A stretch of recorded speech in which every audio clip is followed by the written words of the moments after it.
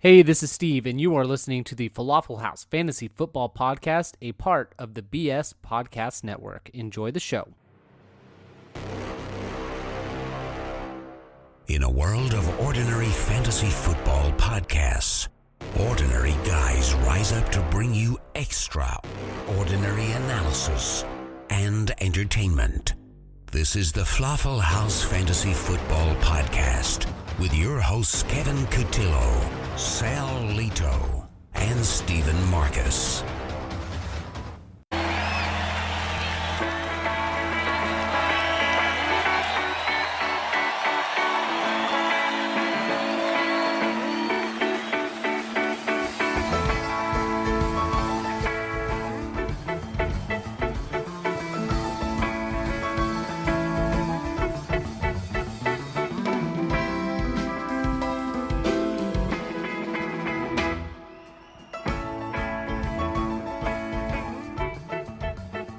Good morning, good afternoon, and good evening. Today is Tuesday, July 25th, and this is the FLAFFL House Fantasy Football Podcast. I am your host, Kevin Cotillo, and I have with me, as always, Steve Marcus. What's up, Steve? What up?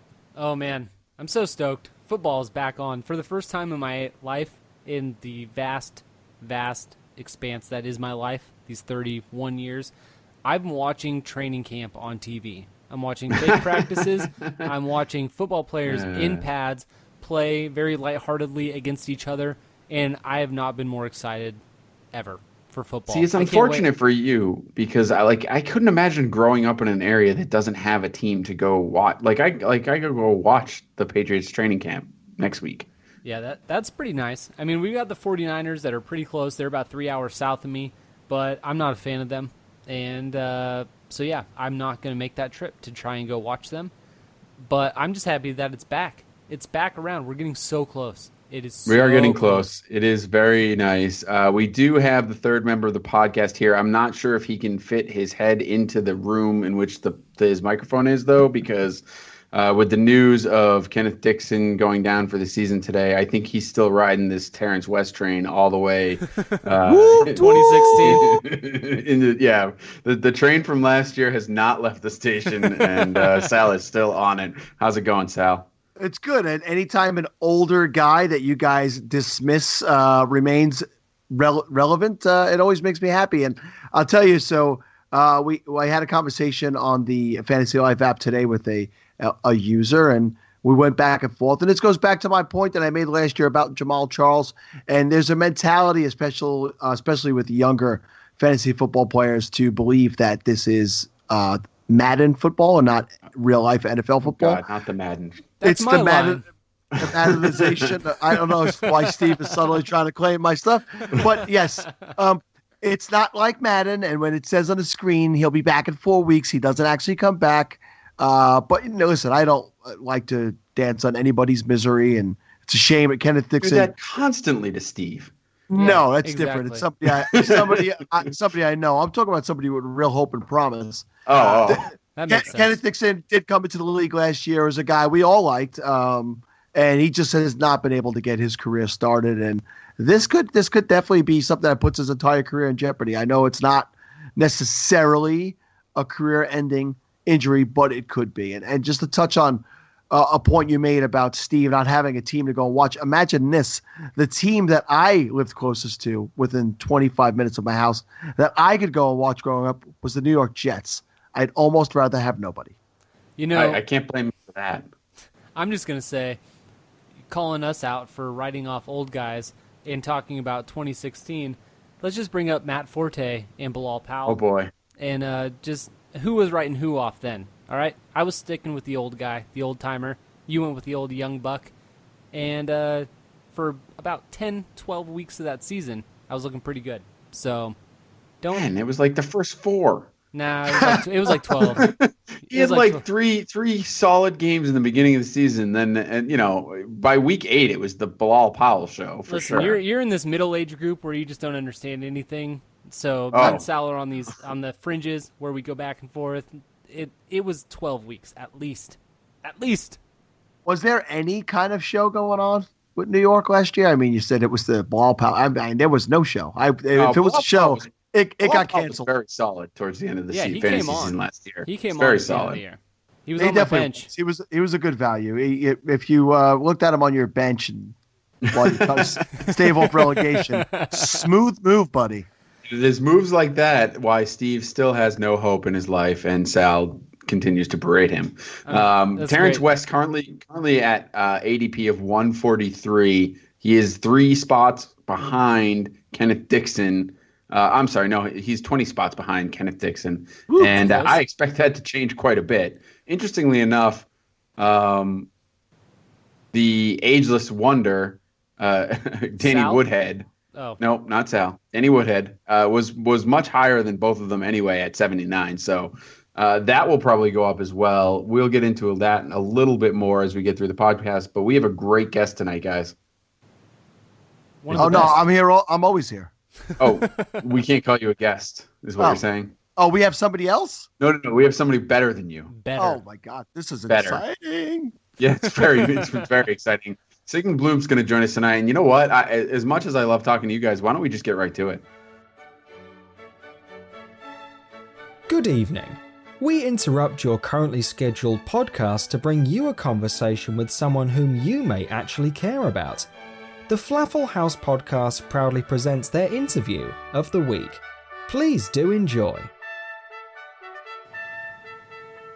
All right, so tonight we welcome in a guy who has been on this show before. He is one of my favorite guests, and that's not to insult all the other guests. I just think he's a great conversation as far as fantasy football is concerned. Sigmund Bloom, he is the co-owner of the footballguys.com. I'm sure you've been on that podcast, on that website, but if you haven't, you need to immediately.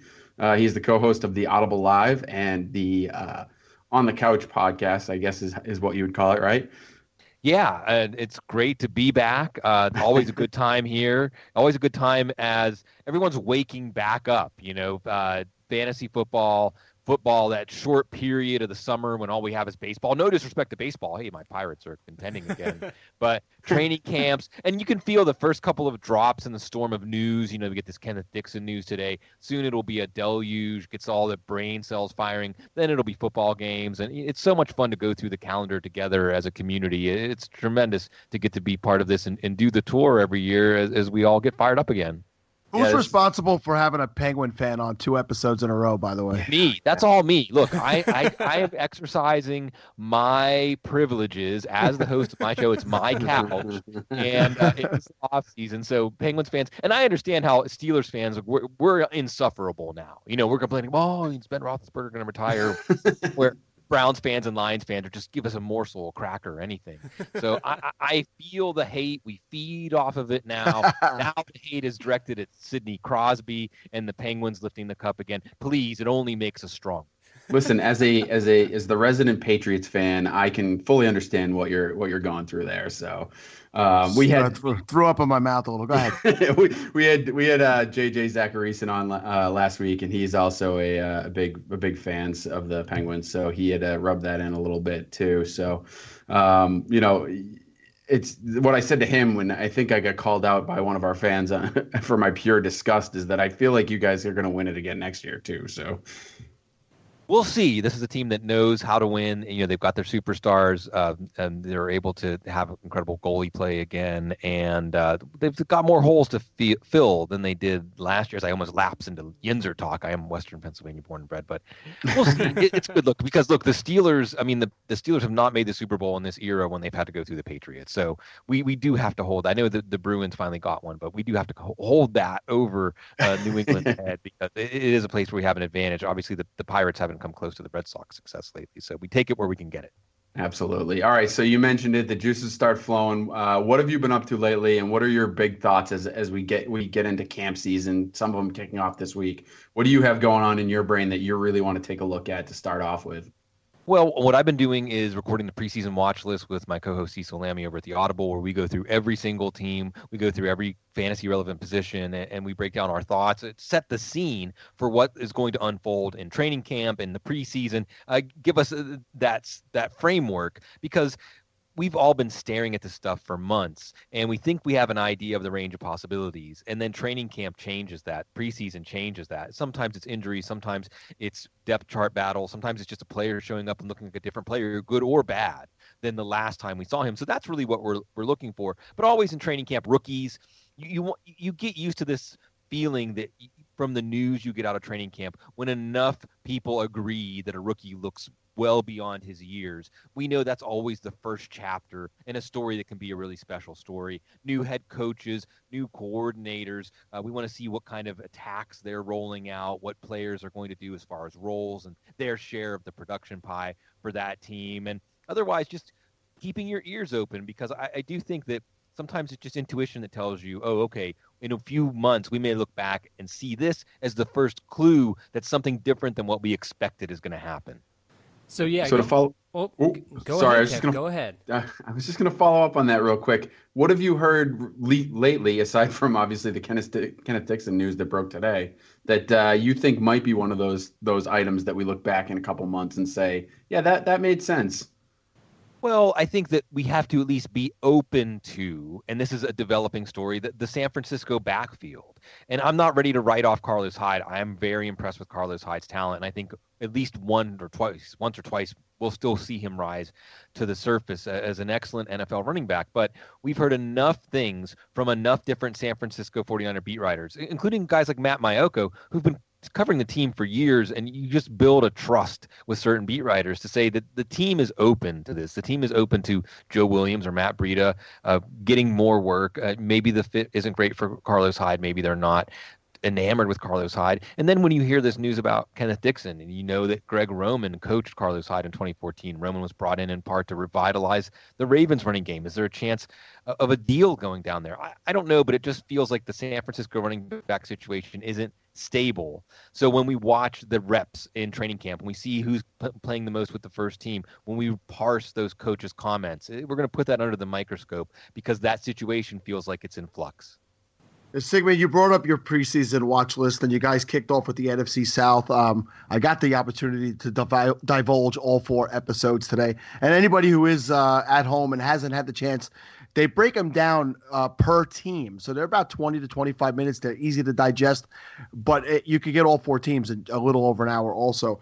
So one of the things you guys talked about today was Cam Newton, and I pointed this out. I was on the Dynasty Happy Hour open bar the other day, and you mentioned you don't expect Cam Newton to change that much. Everybody's talking about how he's not going to run as much and he's going to do these dump-off passes. But I'm a believer that when you do something for 20-plus years and it's what made you who you are as a player, it's not that easy to just stop doing it. It's a natural thing for him. So touch on that, and also the value that Jonathan Stewart has been early in the drafting season, and how we're going to probably lose that ADP once people start getting involved now and realize he's going to get touches in that offense. Yeah, he is. As far as Newton goes, we hear today that he's reported to camp at 245. So, that could be a sign that he's not carrying as much weight to stay as durable or rugged as a runner. But it's still a major dimension to that offense that he can break the pocket, that he can be a short yardage running back. Maybe his touchdowns will go down a little bit. But I also like the way that they're devoting resources and just making a priority to making his job easier and adding targets that can give value after the catch and high percentage throws. And I think that we may have to be careful to not judge how Cam Newton's going to do and how this new look on offense is going to take in the first few weeks of the regular season, or especially in training camp, because that's when they'll be working out the kinks. But I do like the idea that they looked at how Newton was under fire last year, and they want to make his job easier, and they want to give him some guys like Curtis Samuel and Christian McCaffrey to really allow him to make more high percentage throws. It wasn't part of the offense. And he's going as an 8th, 9th, 10th quarterback, and I don't think he's going to be as good as he was in 2015. I don't think he's going to be as bad as he was in 2016, and I'll take my chances if I can get him, if people leave him on the board for too long. His role is not going to reduce that much, especially in games where the Panthers can control it and allow him those 3rd, 4th quarter carries to salt the game away. Now, one of the things that's hard to get excited about taking Stewart, is because Christian McCaffrey was the number 8 pick. Clearly, the team has a priority, probably almost as much as a priority as the Jags have, to move the number 4 pick into the centerpiece of the offense. But Stewart, they restructured his contract. They're keeping him. He's probably going to end up at 200, 225 carries. He's not going to win your league for you, but you get him as your fifth running back in the second half of your draft. He can help out in bye weeks, injuries. You play him in certain matchups where it looks like the Panthers are set up to win and control the game. And he had, I think, 9 touchdowns last year, 3 games, I believe, with 2 touchdowns each in a game. So especially if you do believe that Cam Newton's not going to run as much, you do believe that he's not going to get those goal line carries to keep him out of harm's way, then you have to then look at Stewart as an immense value. Yeah, I'm in agreement there. That's what I was going to say, that if the touchdowns are taken away at the goal line from Cam, that's what brings up the value of Stewart as well. So, yeah, we're on the money with that. Anytime that, you agree with me and I sound good, I definitely appreciate it. Love it. Yes, great minds. It doesn't happen for him often, so you got to give him his due every once in a while. So, Sig, Andrew Luck, he's a guy that's coming up in these early training camp talks. He has not thrown it all yet since coming off that offseason shoulder surgery. Going into camp, is he someone that you're worried about early on, or is he another one of these guys that falls into this early training camp talk where you're not sure what to believe, or do you think there's actually something to this that he hasn't started throwing the ball yet? I wouldn't be alarmed by that. Following the story for the entire offseason, and Cam Newton, by the way, also coming off off-season shoulder surgery. But for both players, for Newton, it was more the end of 2016. For Luck, it was an injury that he had since 2015. The good news about these surgeries are they're correcting injuries that affected these players' play, because it felt like Andrew Luck was taking a step each of the first 3 years of his career, and then he leveled off. And you wondered maybe whether we overestimated him as the next great quarterback. But now we have a good reason that his development plateaued, or last year was some ups and downs, and he wasn't that growing into the quarterback we expected.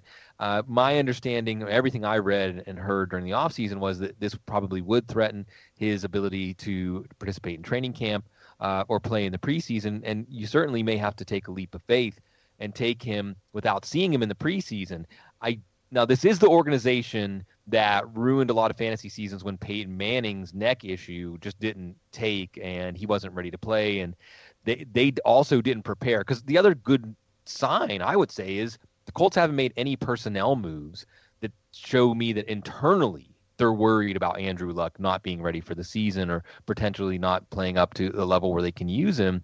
So, but then again, they left themselves exposed to Curtis Painter being their starter with Peyton Manning and this neck issue, which of course opened up Andrew Luck to become the number 1 pick to the Colts the next year. So it was diabolical in their foresight. Maybe I don't think they're throwing the season for Sam Darnold right now, though. So I would expect that Luck's going to be fine. Maybe, some rust in his first few games. The good news is we're seeing this. I think it's because people are just tuning back in and really getting ramped up for fantasy football that I am seeing Luck falling just from a week or two ago to now, another round or two past where he was, sometimes available in the 7th round in a draft I did today.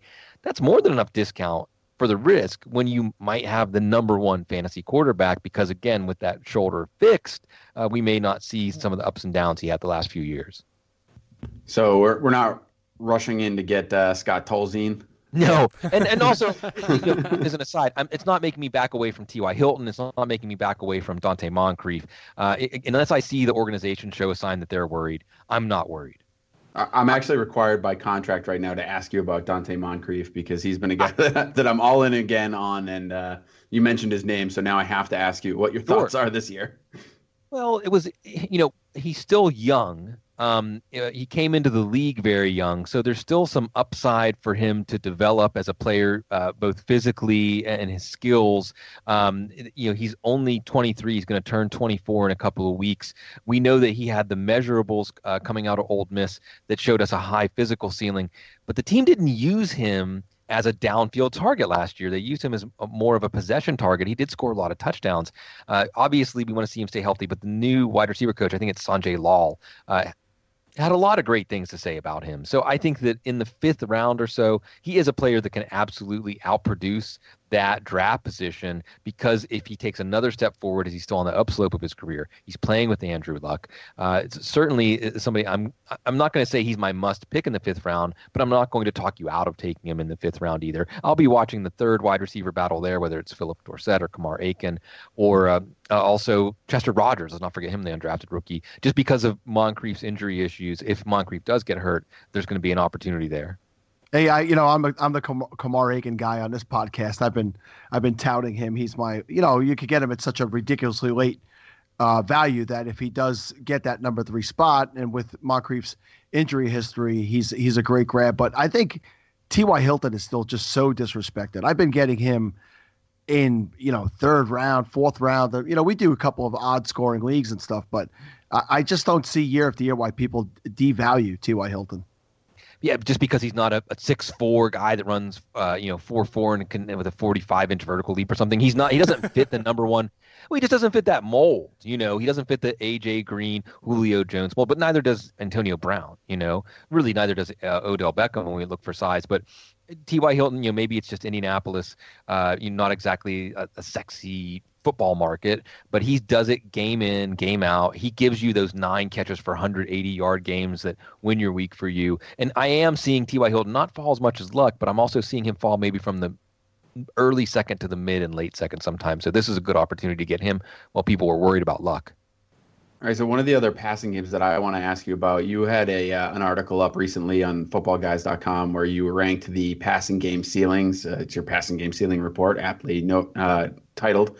And the Chargers were number 7 on that list. It was obviously the end of June. I think this was probably a little bit before the news about Mike Williams broke and then unbroke and then broke and then unbroke. But my question was more related to Keenan Allen and how you think his season's going to go. And then even more so beyond that, what about Phillip Rivers? Because he is another guy that I think I've been getting late as a quarterback in a lot of places. And he, with the number 7 passing game ceiling, that seems pretty attractive to me. Yeah, and just a little bit on that article. And I did something similar with running backs where I just looked at, on a team-by-team basis, their ability to produce big games at a position. For running backs, I just looked for top 10 finishes and PPR top 10 in the week. And for wide receivers and tight ends, I looked at 15-plus points, 20-plus points, 25-plus points, and just ranked the teams by the raw numbers. And the Chargers, even without Keenan Allen last year, even with Travis Benjamin and Tyrell Williams banged up for a good part of the year, even with the tight end production being split between Antonio Gates and Hunter Henry, we're excellent, as you pointed out.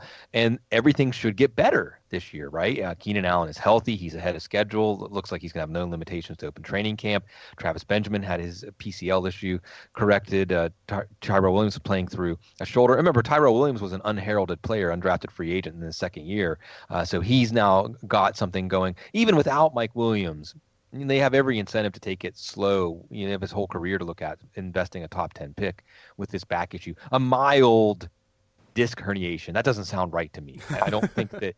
I just don't think that there's a mild. When I think I'm 42. I'm 42 years old. So when I think of disc herniation, there's nothing mild about that. Now, another thing. So looking at Allen, he was a guy going around the end of the first round, early second round last year, because in the first half of 2015, he got a target volume equal to a Julio Jones, Antonio Brown type. And who knows what would have happened last year, but now, whether it was because Mike Williams was drafted and people read into that and thought the team isn't convinced, because they did sign Allen to a long-term extension, but maybe the team's not as sold on him as they were when they signed him to the extension, or, it's Benjamin and Williams. But what doesn't make sense about that is Williams is going in the 8th, 9th, 10th round at the earliest. Benjamin is available at the end of drafts. These are basically starting receivers. I think you're going to see a lot of 3 wide sets from this team. So it doesn't seem like fantasy owners are adjusting for other players in the Chargers offense up, but now you can get Keenan Allen in the 3rd round, occasionally in the 4th round. While I don't think he's going to get 170 or 180 targets, he's still on target as a receiver. Again, just entering his prime. Remember, this is somebody who I believe going into the season is going to be 25. So he's still just entering his prime. He has that great chemistry with Phillip Rivers. As far as Rivers goes, in addition to getting his wide receivers healthy again, you have a lot of additions on the offensive line, a lot of quality on the offensive line. And I think that because of that, we really have to look at Rivers as one of the potential great values, because he's been kind of swimming upstream without much help with some offensive line issues with those wide receiver injuries, and everything is set up for him to do well this year. So what do you do, just as a follow-up to that, what do you do with the Gates-Hunter Henry situation? Because Hunter Henry, in my opinion, is a guy that everyone is expecting to take this huge leap. Right. And I don't know, with Gates still there and still around for one more season, I get it, he's old, but I still like him a lot in this league, and I think he's a guy that can catch touchdowns. So what are your thoughts on the two of them?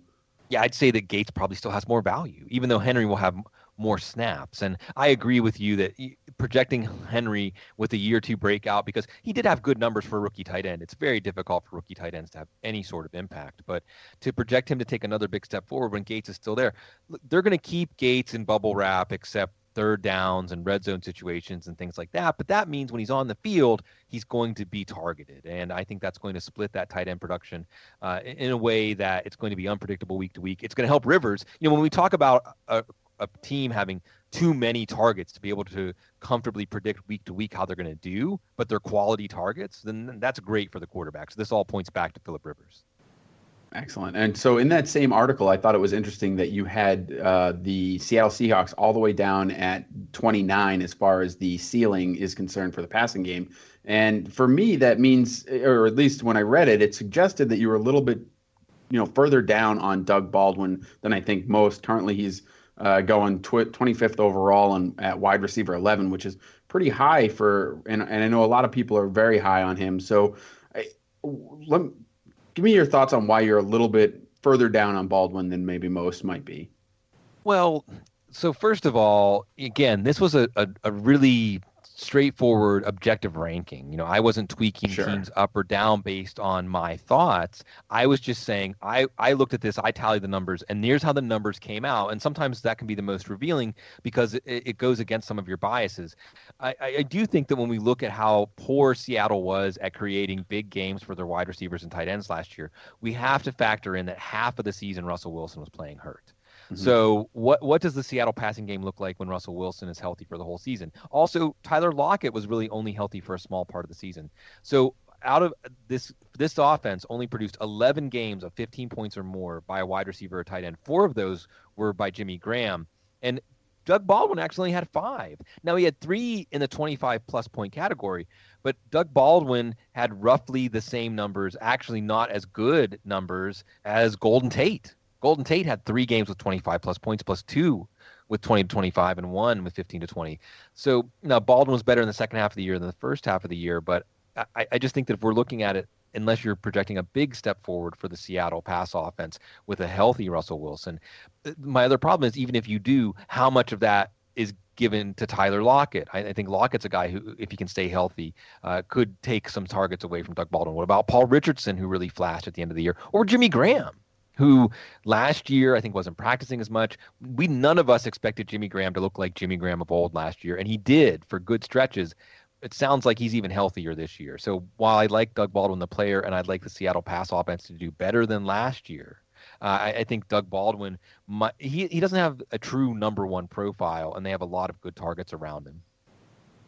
I couldn't agree more with you. I like Baldwin a lot, but I'm a big Lockett truther, so I guess kind of puts me in a conundrum there. 13th, Lockett's available late in drafts. I don't understand because there's so much talent there, and when he was healthy, it was just a blink of an eye at the beginning and end of the year.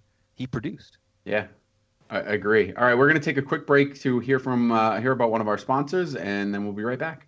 All right, guys, listen, normally we would not interrupt Sigmund Bloom because, as you can hear, he is awesome. But we have to tell you a little bit more about the draft app, mostly because Sal said he would beat Steve if we didn't. And I'm not sure why. I don't know what the deal is there. But we have to talk about the draft app because, Steve, why don't you tell me a little bit about your draft experience currently? What's going on in your draft app world? Well, as of today, I've already done a fast draft, and I'm currently in 2 slow drafts. So if anybody's counting, I think last week I was in 16 drafts. This week I'm up to 21, so I've added a few more, and I just can't get enough. It is the quick fix for all of your drafting needs. If you just get the itch and you're hanging out, you want to get into a quick draft, this is the app that you're going to be doing it in. You can get a draft done like we had done on this podcast in 45 minutes at the very longest if it's a 10-team draft. And there's nothing more fun than the drafting aspect of every fantasy season. It leaves you with so much hope, much like I have right now. And so I can't get enough of it. I can't stop drafting, and unfortunately my wife is probably going to end up having a problem with this. You know that when something gives Steve hope, it is a solid investment. I'm in those two same slow drafts right now. It's like I can't shake this guy. Every time I enter a draft, boom, there's Steve. He's like, oh, he gets the alert, which, by the way, they give alerts for the guys that you follow on there. So when anybody's on there, say Mike Wright, who I believe Steve drafted with today from the Fantasy Footballers. Yep. Pat Thorman, who's been inviting us into a couple of his drafts lately. Josh ADHD, who is hanging with the RotoViz guys. Not the RotoViz, Roto Grinders, I apologize. So it's a lot of fun, and you run into a lot of people in the fantasy industry, and you get the chance to take their money. So, and like I pointed out last week, Steve and Kevin from the FLAFFL House Podcast, both on the draft app. That should be enough right there to make you go to playdraft.com/falafel and make sure you, deposit at least $10 and get yourself a free entry into a draft courtesy of Falafel. Definitely check us out. I'm at Wally Central. I believe Sal is at Lido Sal. I believe Steve, who cares what Steve is? No one wants to play against him anyway. Screw you, pal. At Ski. And I am on there as Sal33. Sal33. I'm sorry. You have so many different names. You continuously try to trip me up by doing that. Just two names, but thank you. Just two names. I think All right, Kevin's just trying to sabotage us so he gets more followers. That's true. And that is a fact. I do like stealing people's money. So let's, definitely go on, check that out. Like I said before, the ease of the app, it's great and you'll appreciate it. But for now, I think anything else to say about the draft app, guys? Sal or Steve, are you starting one right now? That seems like you're not paying attention. So maybe you're starting one right now. Oh, I'm sorry. I was just drafting another winning lineup on the draft app. Yeah. I'm currently 18 and counting, like I said. So it's going to be a good haul. I actually just found out that Steve has 12 separate accounts, and he's drafting against himself on multiple devices. So guaranteed victory right there. So, all right, guys, I think we did this last week as well. But who are your top players currently? Steve, you have 18 drafts. Out of those 18, who are you drafting the most? Honestly, the guy that has ended up on my team the most, probably out of all of these drafts, has still been Carlos Hyde. I know we've talked a little bit about him with Sig so far, and the news that has come out that he might be a surprise cut from the 49ers. I am not one of those people that believes that. I think that's some early training camp hoopla, as old-timers like to call it, right, Sal? And, so Carlos Hyde, he is a value. In the 4th round, he's going to be starting running back for the San Francisco 49ers. And even if they do end up moving him, they're going to move him to a running back desperate team. So I think he's going to get opportunity wherever he ends up starting the season this year. And I think he's got a great value in the 4th round. So I've got him a lot. And then Antonio Gates at the end of the drafts, I've got a lot of stock in him as well. So those are my two guys that I've found the most on the vast majority of my teams. For me, I've been getting a lot of the 4, 5, and 6 pick this week, and with the Ezekiel Elliott news from last week, he's been dropping down the board. I have him on a couple of early rosters, so I've been avoiding him lately. And the guy I seem to be getting in the 1st round a lot this week is Odell Beckham Jr. He's a guy I love the guy. I hate his personality, but I think that he has a talent second to none in the league. And the other guy who's dropping, and I've been grabbing as an RB1, is Todd Gurley, so I'm hoping for that bounce back. And then I fill out my roster with my usual guys, the Spencer Ware, getting great value on him. Adrian Peterson, great value on him. Pierre Garçon has been on a lot of my teams. So you know my guys. I talk about my guys. And if I draft them, they automatically become my guys. Right, Steve? That's right. That's right. If you don't even have to draft them. You just have to mention their name one time in passing. Just once. And they are automatically your guys. No one else is allowed to say anything positive about them, or else it's stealing from you.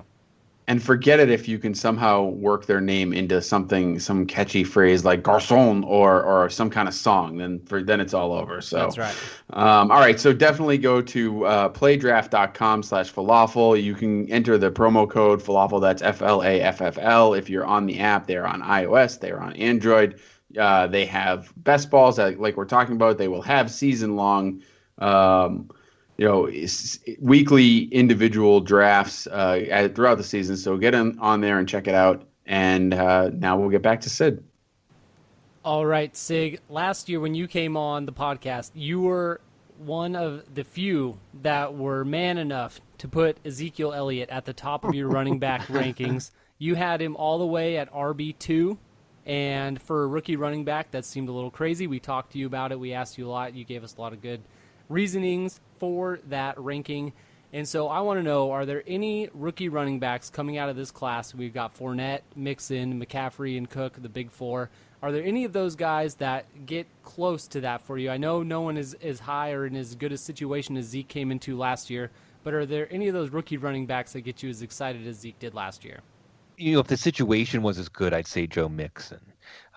It's just the offensive line in Cincinnati is a mess. And also you don't have the lack of obstacles in the way, although Jeremy Hill really hasn't done much. Giovanni Bernard's coming back from an ACL.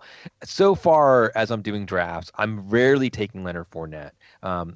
Somebody's willing to take him in the late second or early third before I will, because I know what Jacksonville wants to do with him, but I just don't trust Jacksonville to be successful at doing that right away. I think that Christian McCaffrey, as we talked about Jonathan Stewart, his upside is limited.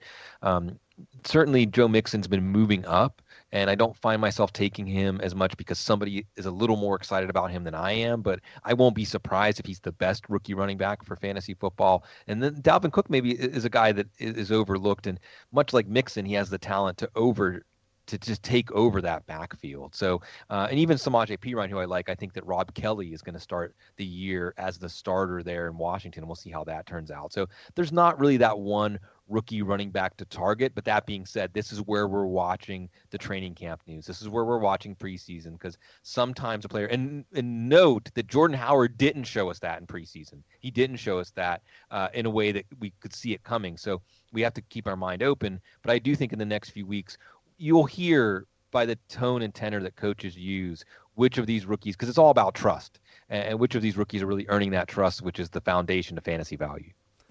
So, yeah, you mentioned Samaje Perine. Are there any of those running backs that were drafted as maybe a backup, like a Jamal Williams, Joe Williams you mentioned earlier when we were talking about Carlos Hyde? We have Kareem Hunt in Kansas City. Are those any of those guys that excite you enough to where you think that they might be a value of taking over that starting job at some point during the season?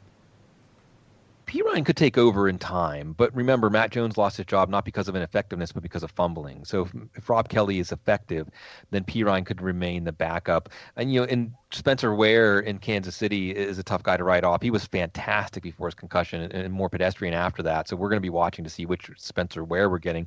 But I expect that to be a split backfield too.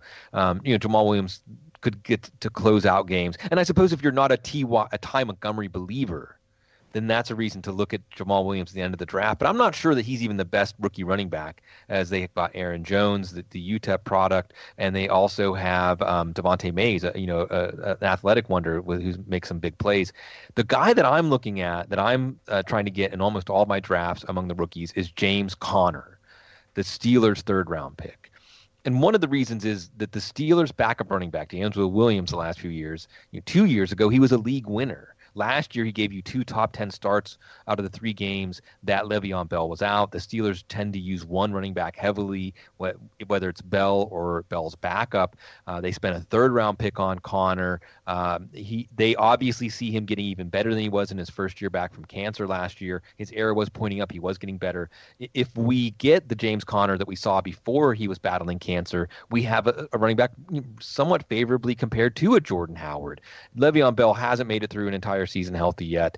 So the Steelers' offensive line and passing game is a handful for opponents. James Conner, especially with Le'Veon Bell potentially holding out and being away from the team, we've seen in the past sometimes that's something that leaves players open to early season soft tissue injuries. I like drafting James Conner and seeing what happens because the backup Steelers running back has been fantastic for us the last few years. Sigmund, before I ask my next question, you said earlier that you were 42, and I'd like to point out that I'm also 42, at least for another like 10 days. But I want you to know that the other 2 guys that are on the show, they largely break my about being an old man. So I want you to know that these guys are ageists, and if you don't feel like answering any more of their questions. Listen, the fantasy football community is an ageist on a whole, so I think we fit right in. I believe you're wrong. All the good, solid fantasy people like Sigmund, Matthew Berry, guys like us in our 40s.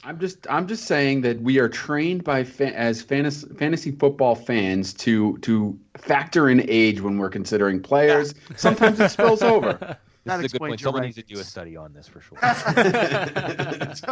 So Sigmund, you mentioned earlier about the Kenneth Dixon news today, and obviously that changes up a lot of things. So we're very prevalent on the Fantasy Life app, which is like its own little version of Fantasy Twitter in its own corner of the world. And people were going crazy today about Terence West, about Danny Woodhead. Give me your opinions. Me personally, I think they'll bring in another back to get the carries along with Terence West. And I think Woodhead will remain in that third down role. Now, I know what he's done in the past, but I'm more a realist when it comes to injuries and guys coming back from injuries. And we haven't seen Danny Woodhead yet on a field. So who are you drafting first out of West and Woodhead? And obviously it's going to depend on PPR or non, but what are your feelings on that backfield on a whole? Carlos Hyde. Yeah, well, and that, that's something we have to watch. Or if not Carlos Hyde, maybe somebody who gets cut at the end of training camp. So that's or the end of preseason. That's absolutely something to watch there. I moved Danny Woodhead up from about a 8th round value to a 6th round value in PPR leagues. Not as attractive in PPR leagues, but remember, this is also a running back that is very active in the red zone. And this is a team that usually has a ton of targets to the running backs. And so it just fits right in with Woodhead's strengths. And then Terence West, I had more of a 12th, 13th, 14th round value that I've moved up to around a 9th or 10th round value. I'm still not that excited to get West. I still think that for West to have value, it's like some of these other running backs where when the Ravens are favored, when we think the Ravens can control a game, West can get up to 18, 20, 22 carries with some goal line opportunities, then I'm excited to play him. But in other games, I might not be as excited to play him. And I also am not certain the team is sold on West. So that's what we're going to watch to see if there's some other personnel moves. But Woodhead becomes a lot more exciting because when Dixon was coming back, that was going to split that receiving back role. Now that it's just Woodhead, we could see him approach 70, 80 receptions again. But with that red zone work, he's always exceeded expectations. So I really like Danny Woodhead, and I think if the hype is going more behind Terence West, that's a good sign that maybe you can still take advantage of Woodhead not moving up as much. So sticking with the running back theme, there's another group that I want to ask you about because in another article that you had, your running back brain dump, you basically had a section that suggested that certain groups will exceed their ADP, and you had the Saints running backs kind of all in that group. Obviously, they're not guys that are being drafted too high. I think Ingram's at 41 right now. Adrian Peterson's at 68, and Alvin Kamara's at 224. So none of them are really high draft picks. However, you're expecting them to produce above their value, current draft value. And we've had a lot of debates on this show because Sal is an AP believer. I am still a big fan of Ingram because I think the talent, at his age will win out. Maybe it is ageism, who knows? But I'm curious. It's rampant on the show. It's rampant. I'm just curious how you think this whole thing's going to shake out. I know in the article you mentioned that an injury to any one of them and kind of the other two take an even bigger step forward. But your thoughts on if they all stayed healthy, what do you think will happen with this group and who will kind of win out? If they're all healthy, I don't think anyone really wins out, but you can still win by taking Saints running backs. And we talked about that passing game ceiling study I did. I looked at running backs and I looked at top 10 weeks, just the ability to produce a week that ranked among the top 10 weeks in any given week at running back in PPR leagues. And believe it or not, outside of teams like Arizona and Pittsburgh, and I say Arizona and Pittsburgh, and you should automatically think David Johnson, Le'Veon Bell, the Saints were next behind Arizona and Pittsburgh at producing top 10 running back games. And that's with Mark Ingram splitting with Tim Hightower and Travaris Cadet also getting sometimes 4, 5, 6 receptions a game. So if Alvin Kamara, who's a better player than Travaris Cadet, and you have Tim Hightower upgraded to Adrian Peterson, that tells me that even though they're splitting the work between these players, they're putting them in positions to succeed. They're setting them up with volume. And we hear it every year. I know that some training camp talk we can just dismiss, right? Every team wants to run the ball more. Sean Payton always wants to run the ball more. But when has he ever had a combo like Ingram and Peterson? So I think they can all outproduce their ADP, and that's without injuries. As far as the stories you can tell is why you might endorse one over the other. Mark Ingram has always responded well to competition. He got benched briefly last year for Tim Hightower and then was fantastic for the second half of the year, while Hightower was still getting 12, 15, 18 carries in some of these games. Adrian Peterson is on a revenge tour against the whole league. Also, how perfect is it that he starts out against Minnesota?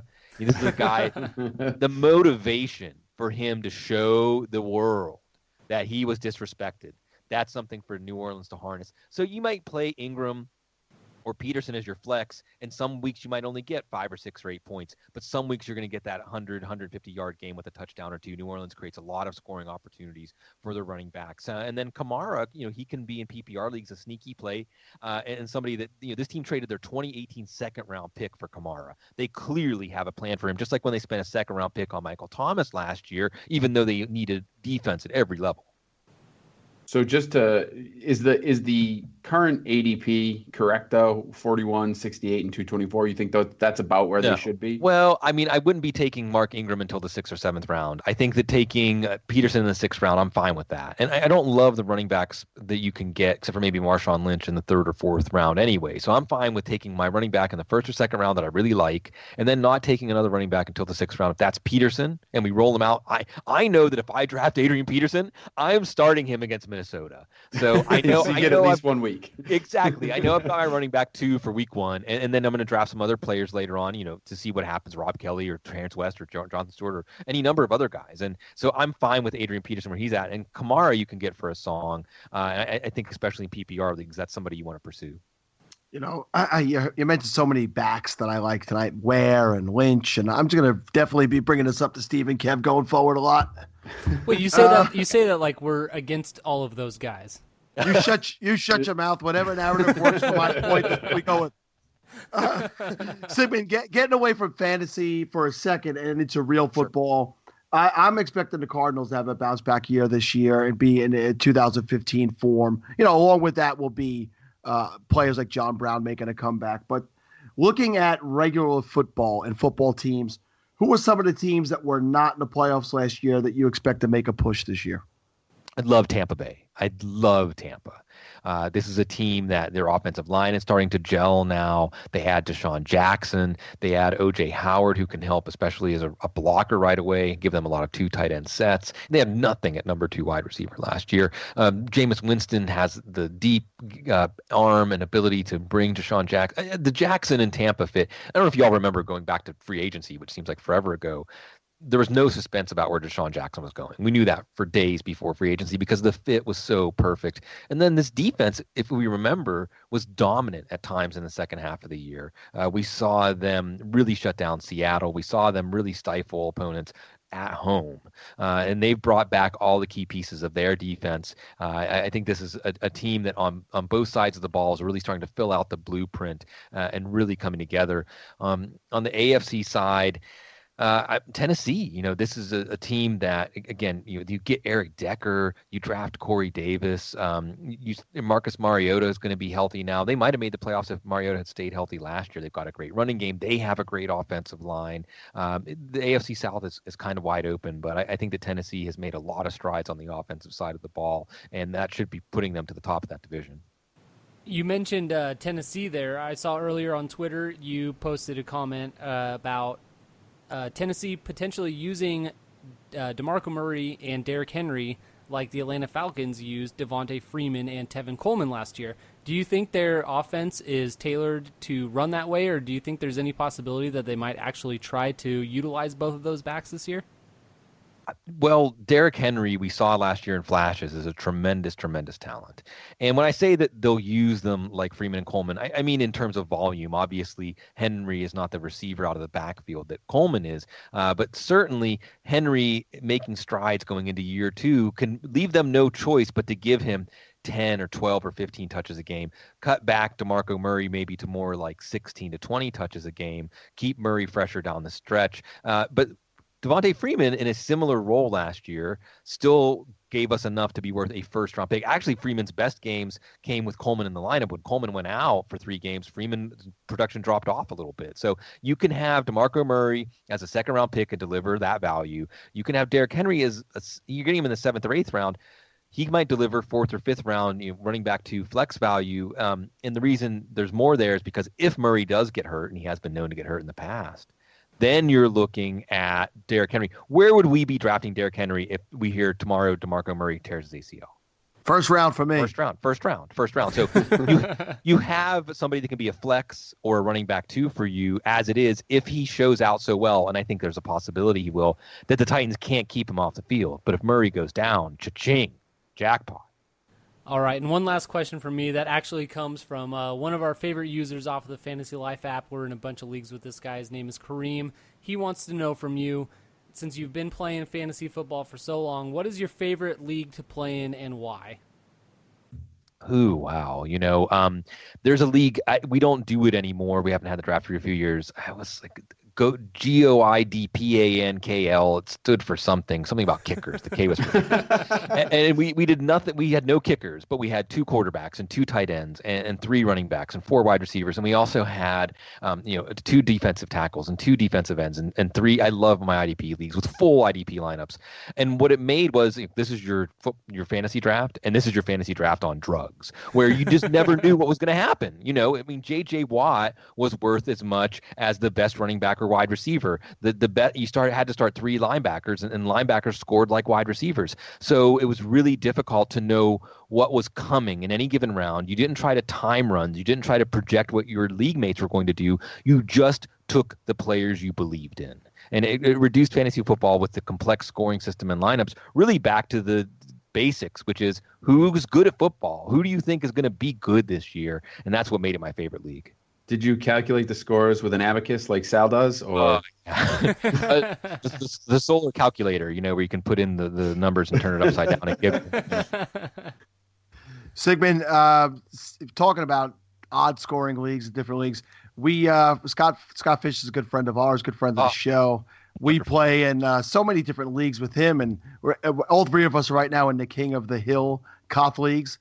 How did you enjoy this year's Scott Fishbowl draft?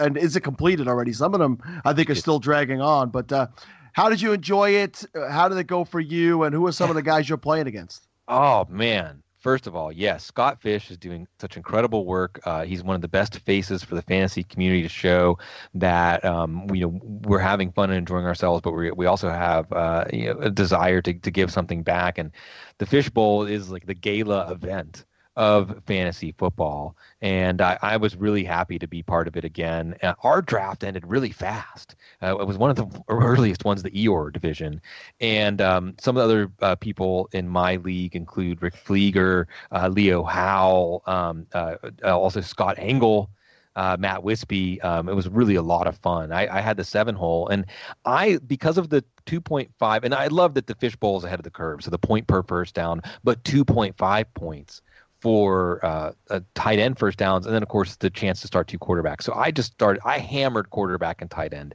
from the 7-hole. I went Brady, Kelsey, Reed, Rivers, Jimmy Graham.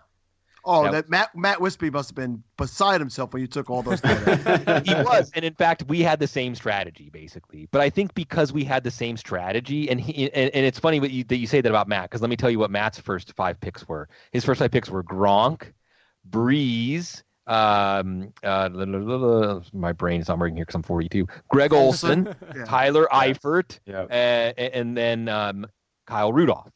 So we were thinking the same thing because it isn't just, you can look at averages, but the point is in these games where one of these guys has a tight end has 6 catches, 7 catches, 4 or 5 first downs. Now all of a sudden you're into the 20, 25 point week winning kind of range. And these guys have the opportunity to do that. And then being able to start 2 strong quarterbacks.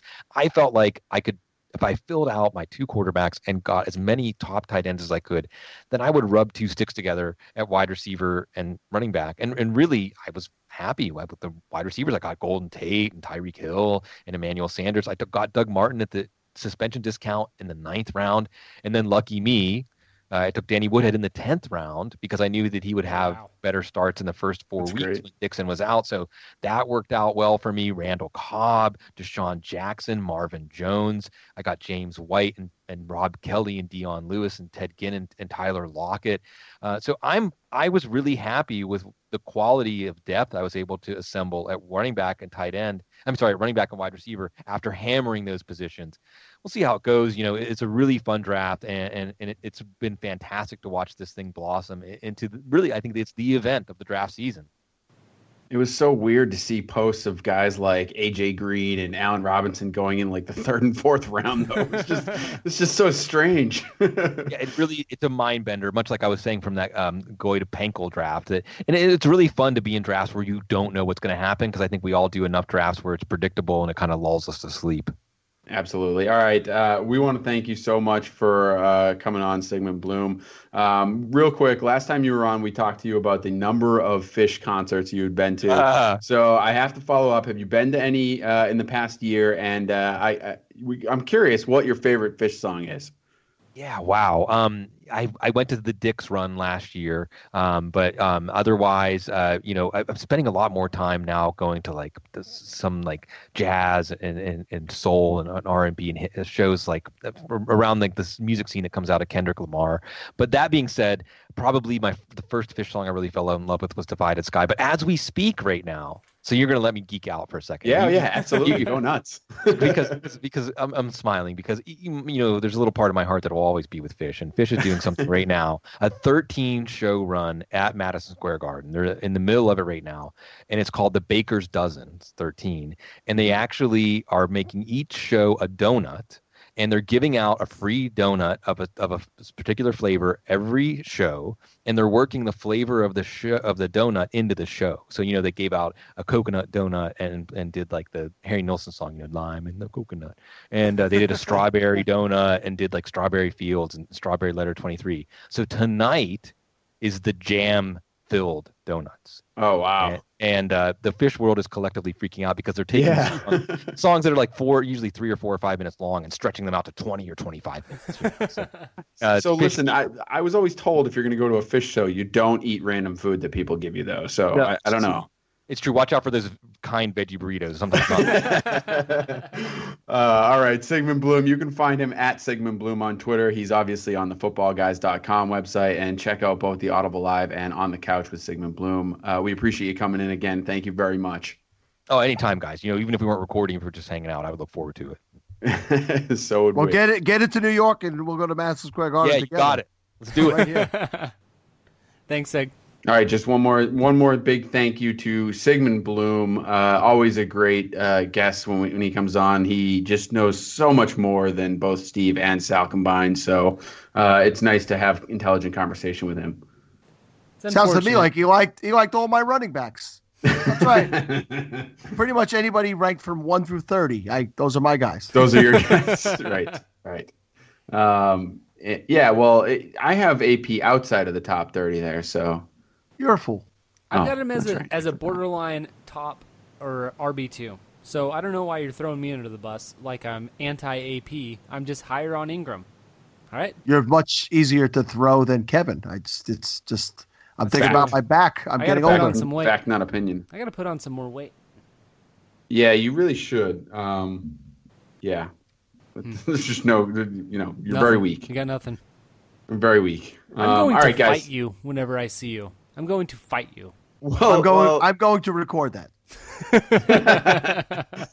It will probably not go well for either of us. I think somehow we will both lose.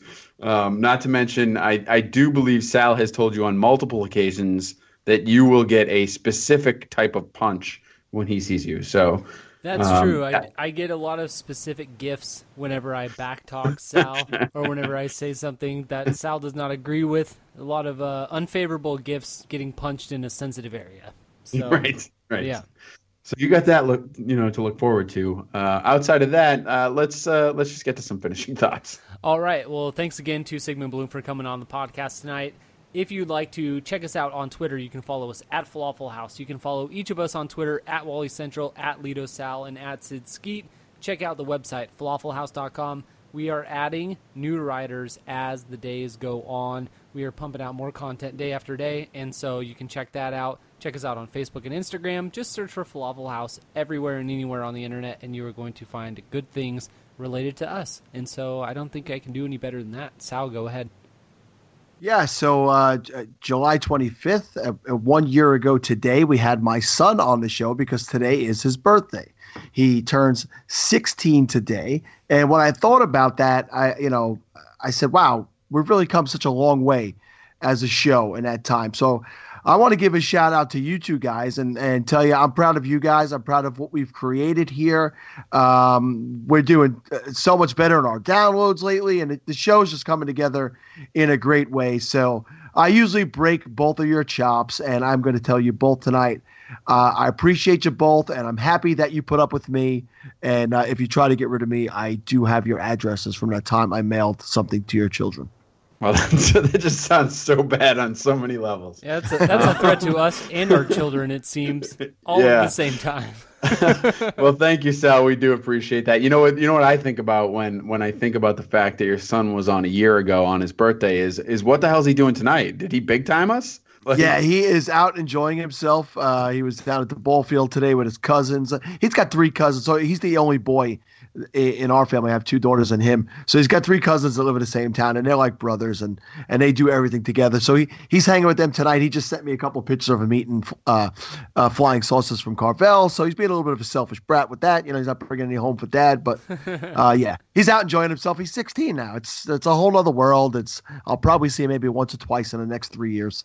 I think it's pretty funny that you can send a heartfelt present to my kid, yet I respond to your kid on Twitter and I get called out for being some sort of pedophile for talking to your son. What's I simply said creepy. You labeled yourself as a pedophile. Yeah, which means that's weird. You're feeling a little guilty.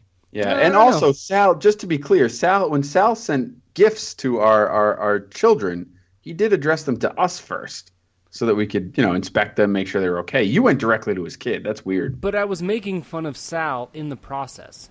Just saying. That's weird. It's not weird. I think we can share a common bond weird. in the fact that we want to make fun of the same person. So. Yeah, because usually he is making fun of you, so I guess I get that. All right, for me, the final thoughts, I just want to thank both you guys as well. I think it's been a great year and a year and a half, and all these episodes, we have a great time. We do have some great guests coming up as well in the next couple of episodes, so make sure you stay tuned to the next few. I also want to remind everyone that we are part of the Dynasty Happy Hour Network. The Dynasty Happy Hour, another podcast that does gets involved in the draft app. You can definitely see some of them out there, so go in and play some best ball tournaments against them as well. And I think that's it. I think that's it. That's all I got. I got nothing else to say. So Steve, hit the button.